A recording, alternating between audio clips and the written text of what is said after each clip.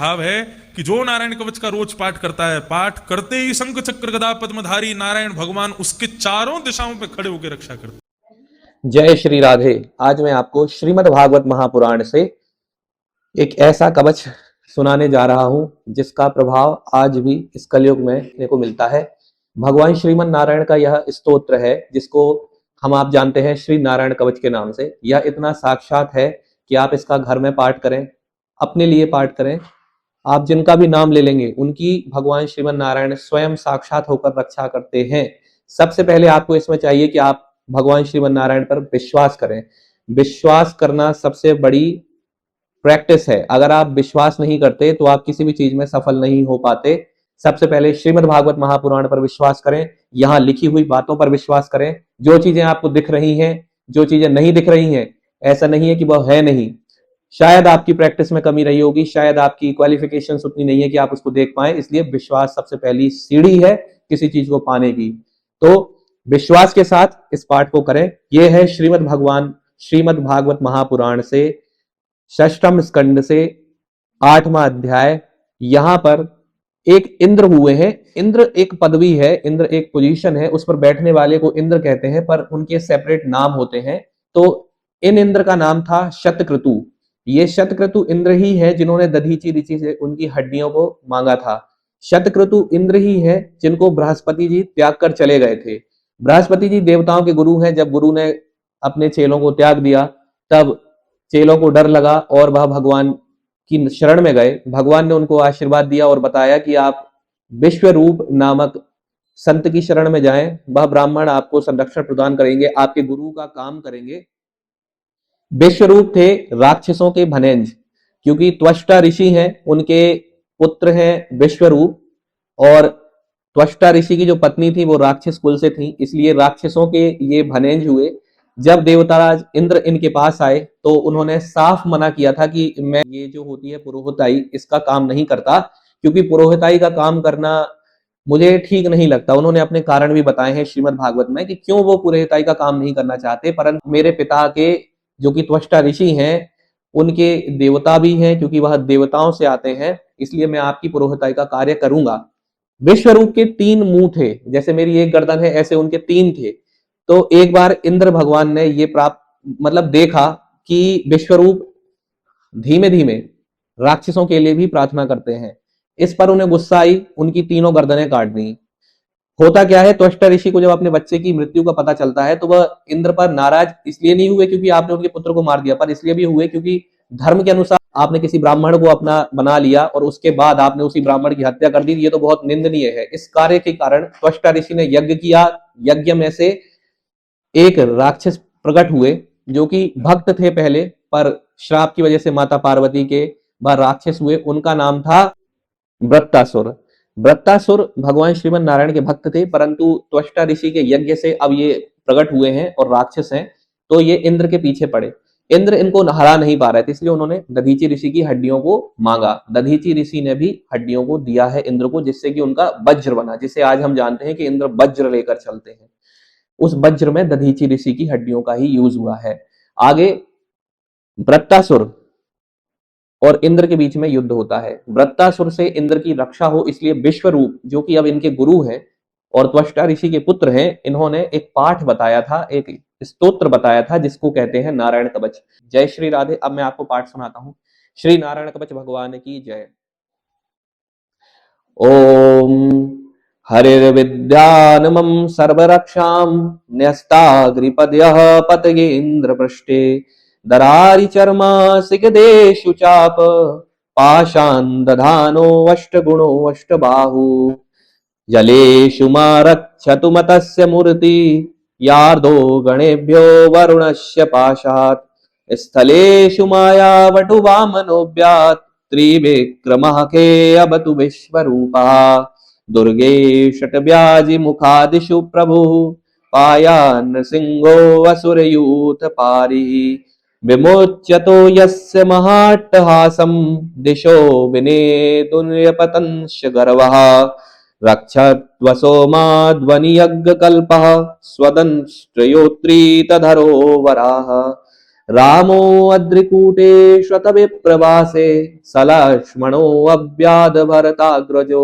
अस्मान् मामुग्रधर्मादखिलात् प्रमादा नारायणः पातु नरश्च हासात् दत्तस्तव योगादथ योगनाथः पायाद् गुणेशः कपिलः कर्मबन्धात् सनत्कुमारो वतु कामदेव दये शीर्षामापथि देवहेलनाथ देवर्षिवर्यः पुरुषार्चनान्तरात् कूर्मो हरिर्मा निर्याद शेषात् धन्वन्तरी भगवान् पात्मपत्याद् द्वन्द्वाद् भयाद्रषभो निर्जितात्मा यज्ञश्च लोकादवदाज्यनान्ताद् बलो गणात् क्रोधवशादहिन्द्रः द्वैपायनो भगवान् प्रबोधात् बुद्धस्तु पाखण्डगणात् प्रमादात् कलिकः कलेः कालमलात् प्रपातु धर्मावनायोरुकृतावतारः मां केशवो गदया प्रातरव्यात् गोविन्द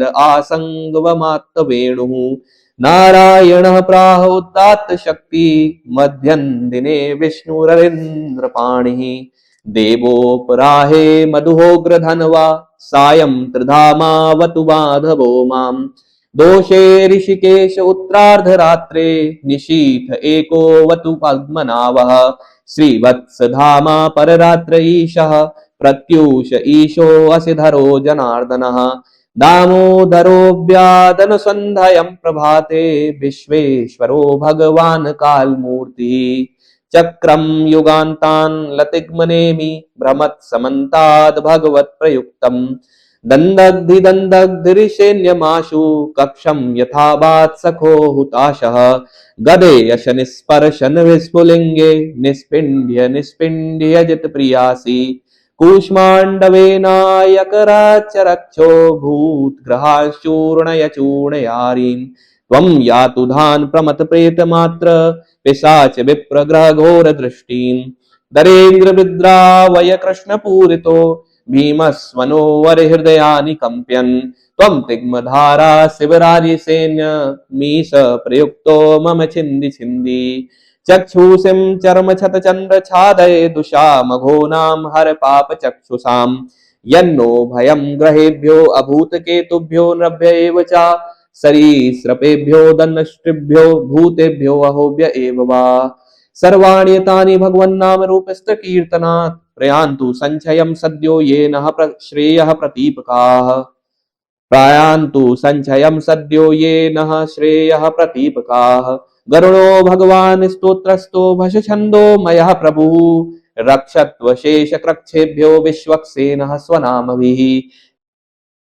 सर्वापदभ्यो हरेर्नाम रूपयानायुधानिनः बुद्धीन्द्रिये मनः प्राणान् पान्तु पार्षदभूषणः यथा हि भगवानेव वस्तुतः सदसच्चयत् सत्येनानेनः सर्वे यान्तु नाशमुपद्रवः यथेकात्म्यानुभावानां विकल्परहितः स्वयं भूषणायुधलिङ्गाख्या धत्ते शक्तिः स्वमायया तेनेव सत्यमानेन सर्वज्ञो भगवान् हरिः पातु सर्वेः स्वरूपेण सदा सर्वत्र सर्वगः विदिक्षु दिक्षु धवर्मदः समन्तादन्त बहिर्भगवान् नारसिंहः प्रहापयल्लोक भयं स्वनेन स्वतेजसा गृहस्थ समस्त तेजः।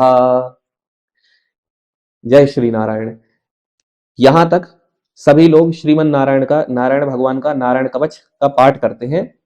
स्वतेजसा गृहस्थ समस्त तेजा प्रहापयल लोक भयम स्वनेन स्वतेजसा गृहस्थ समस्त तेजा। यहां तक सभी शास्त्रीय पाठ करते हैं, पर अगर आप चाहें तो इसके आगे भी आप पाठ कर सकते हैं।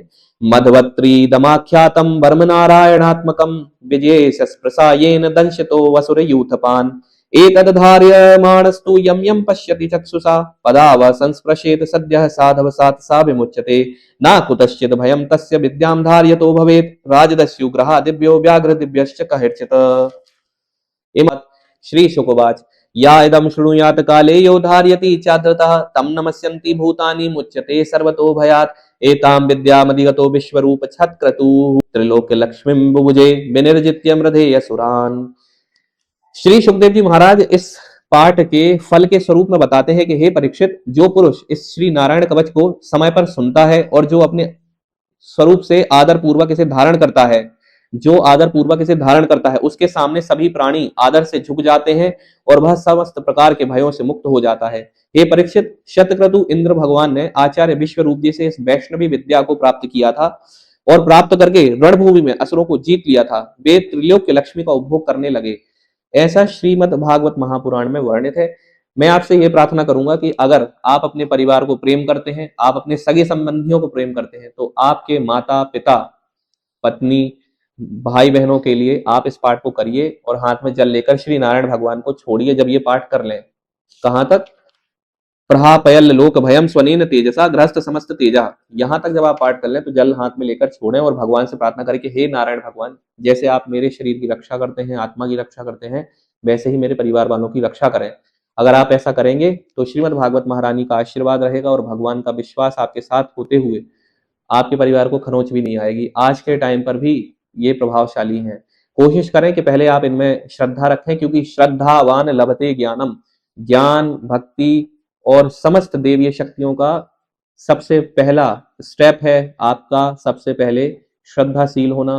आपको विनय से झुकना पड़ेगा, भगवान को मानना पड़ेगा। अगर आप भगवान को मानते हैं तो ही इस पाठ को समझिए, वरना just leave it as it is. Do not try to indulge into these activities if you do not have trust. तो बस यहीं पे मैं अपनी बात को पूर्ण करूंगा। जय श्री राधे। विश्वास है, परिवार को चाहते हैं इस जन्म में, आगे के जन्मों में, तो आप इसको करें, क्योंकि सिर्फ भक्ति ऐसी है जिसका कभी नाश नहीं होता। ये मटेरियलिस्टिक शरीर, ये चमड़ी, ये जो मैं आपको दिख रहा हूं, ये सब खत्म हो जाएगा। जो नहीं खत्म होगा वो ये होगा कि जो मैंने यहाँ पे साधनाएं सीखी, भगवान की प्रार्थनाएं की, उनको प्रेम किया, ये सब मेरे साथ अगर भगवान ने चाहा तो वो मुझे आगे भी देंगे। इसलिए सिर्फ इसी का नाश नहीं है, बाकी आपकी सब मटेरियलिस्टिक वेल्थ जो भी यहाँ से कमाया है सब यहीं छूट जाएगा। इसलिए इस पाठ को करें और विश्वास के साथ भगवान श्रीमन नारायण अपने परम आराध्य पर विश्वास रखें और इसको करें अपने परिवार के लिए, अपने लिए। अगर आप हित चाहते हैं तो करें, क्योंकि people do policies, we take life insurance, we take so many insurances, we take vehicle insurance because we want these things to stay as it is. अगर आप चाहते हैं कि if you like your family to stay as it is and do not get hurt by anything that you are not able to see, like accidents and unforeseen things, then start doing this, start at least hearing this part. Shri Narayan भगवान की जय। जय श्री राधे।